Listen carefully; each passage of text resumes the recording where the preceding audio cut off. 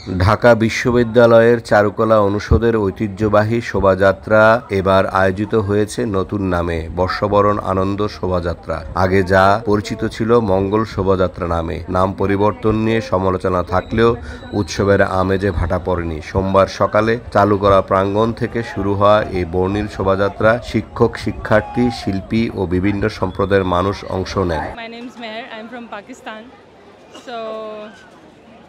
This festival is very new to me. It was probably the first time I've heard about it.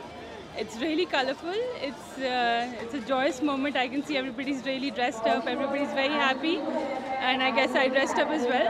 I'm looking forward to enjoy this day. And thank you for welcoming us. Bengali people are amazing.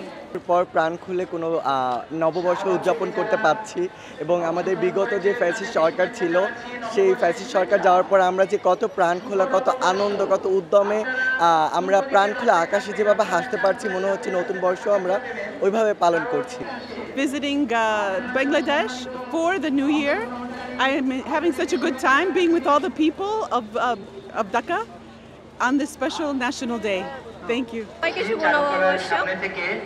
ভেবেছিলাম ফার্স্টে যে এতটা আয়োজন হবে না, কিন্তু দেখে ভালো লাগছে যে এখনকার পরিস্থিতিতে আসলে এতটা আয়োজন, সবাই এত আনন্দ করছে। শোভাযাত্রার প্রতিপাদ্য ছিল নববর্ষের ঐক্যতান, ফেসিবাদের অবসান, যেখানে জুলাই অভ্যুত্থানের চেতনা ও ফিলিস্তিনিদের প্রতি সংহতি প্রকাশ পেয়েছে। শান্তির প্রতীক কবুতর ও সাবেক প্রধানমন্ত্রী শেখ হাসিনার মুখাবয়ব শোভাযাত্রার মূল মোটিভ ছিল। চাকমা, মারমা, সাঁওতাল, গারোসহ বিভিন্ন জাতিগোষ্ঠী এবং জাতীয় নারী ফুটবল দল এতে যোগ দেয়। একটা ফ্যাসিস্ট সরকারের পতনের পর আজকে আমরা 17 বছর পর আমরা এখানে এসেছি। আমরা আগে আসতাম না, এখন আমরা এসেছি এবং আনন্দ করছি। এই যে আজকে ফ্যাসিবাদের অবসান নামক একটা যে স্লোগান বের হয়েছে এখান থেকে, তো এটাই প্রত্যাশা যে ফ্যাসিবাদের অবসান হবে, সামনের দিনগুলোতে সবাই যেন সমান নীতিতে চলতে পারে, এটাই প্রত্যাশা। শাহবাগ, টিএসসি, শহীদ মিনার ও দোয়েল চত্বর ঘুরে শোভাযাত্রাটি বাংলা একাডেমির সামনে শেষ হয়।